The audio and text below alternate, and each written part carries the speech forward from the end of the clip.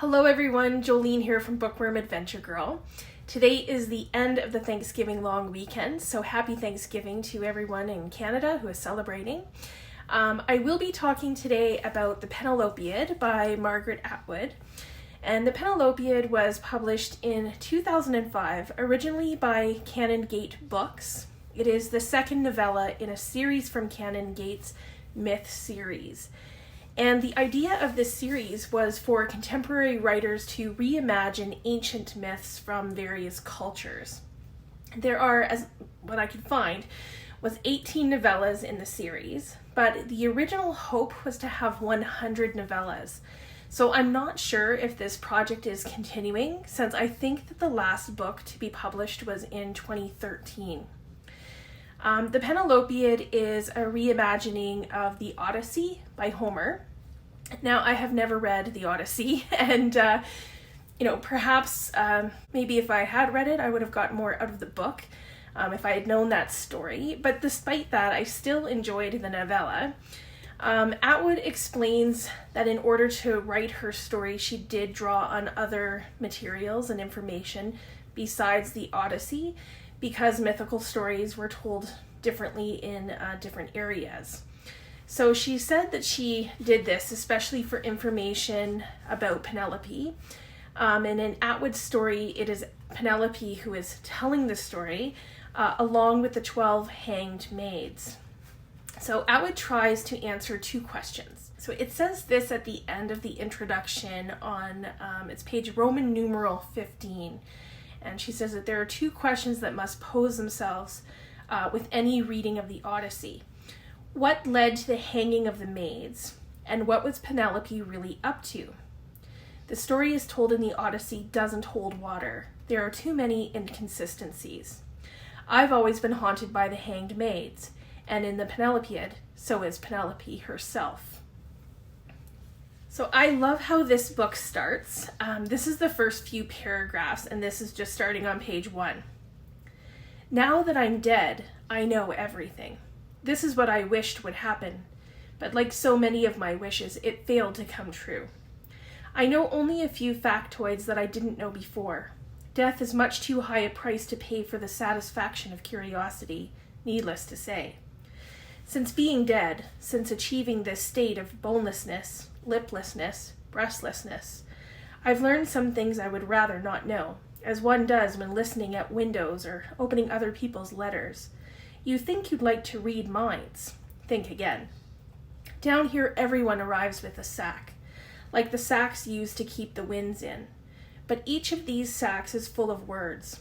Words you've spoken, words you've heard, words that have been said about you. Some sacks are very small, others large. My own is of a reasonable size, though a lot of the words in it concern my eminent husband. What a fool he made of me, some say. It was a specialty of his, making fools. He got away with everything, which was another of his specialties, getting away. He was always so plausible. Many people have believed that his version of events was the true one, give or take a few murders, a few beautiful seductresses, a few one-eyed monsters. Even I believed him from time to time. I knew he was tricky and a liar. I just didn't think he would play his tricks and try out his lies on me. Hadn't I been faithful? Hadn't I waited and waited and waited, despite the temptation, almost the compulsion to do otherwise? And what did I amount to, once the official version gained ground? An edifying legend, a stick used to beat other women with. Why couldn't they be as considerate, as trustworthy, as all-suffering as I had been? That was the line they took. The singers, the yarn spinners. Don't follow my example, I want to scream in your ears. Yes, yours. But when I try to scream, I sound like an owl. I love that Penelope is telling this story from death and is bodiless. And I also think it's interesting that she, along with several other characters, are now in hell. And I also love that this allows her to have a different perspective. We always see our lives differently when we look back on it than when we are, directly in the moment. And I think that this was a clever way of giving some introspection to the story and understanding of the times and how those times had changed. So I think that Atwood does three things very well. The first one, it might seem obvious, but she gives voice to Penelope. She gives Penelope a voice. And as Penelope is telling the story, as the reader, we understand what is motivating Penelope and what her thoughts are about her marriage and her husband and the handmaids and even her own family. Second, she includes and I'm not sure what to call it, the feud or jealousy or tension, I guess, between Penelope and her cousin Helen, and just enough to know that this relationship has affected Penelope a great deal, and maybe also to keep reminding us as the readers that every once in a while of the connection to Helen of Troy. And third, the theme of loneliness is strong throughout the entire novel. Penelope often finds herself lonely, even when she's not alone, but she feels alone, and probably rightly so, because no one is really on her side or has her back. And I think that Atwood was clever to show that it was also in her loneliness that Penelope, found her strength, especially when her husband was gone for so long, for like 20 years.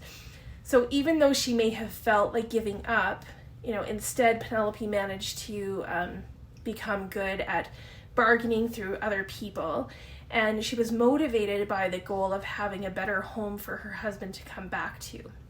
Of course, this was also motivated by wanting to be more desirable than Helen as well. Something that I found most interesting about the way the story is told, and maybe it's a way of Atwood foreshadowing a little bit, it's that whenever a story was referred to, so whoever originally told the story, that person always put themselves in the best light. So it left me to wonder if that's true with the entire story overall. Was Atwood trying to give Penelope a voice, but is telling the story that, she's most likely telling the story with herself as the hero in a way. So even though this story, as all stories, I guess, has a bias, I'm wondering if Atwood did that on purpose. So throughout the novella, Atwood includes little poems and songs, kind of like they are performed by the handmaids. And this kind of lends itself well, I'm sure, to the play, The Penelopiad, that is based on Atwood's novella. So as I was reading it, I could imagine the maids, coming out on stage and performing. So the play has a couple of names that you might know. Megan Follows is the lead. She plays Penelope, and you may know Megan as the original Anne of Green Gables, who that I love. That came out in the 80s. And then KELLI Fox has 3 or 4 roles in the play. And KELLI comes from a very famous Canadian family, so you may know KELLI's brother, Michael J. Fox, of Family Ties and Back to the Future fame. So I will put a link to an interview with both Megan and KELLI in the description box, so you can check that out.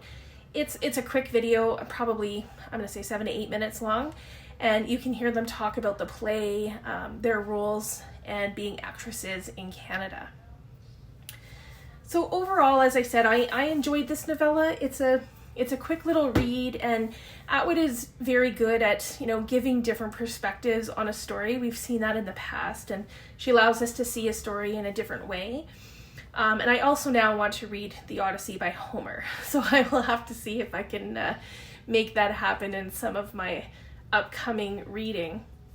So please let me know if you've read the Penelopiad, or if you've read The Odyssey. I'd like to hear what you have to say about that.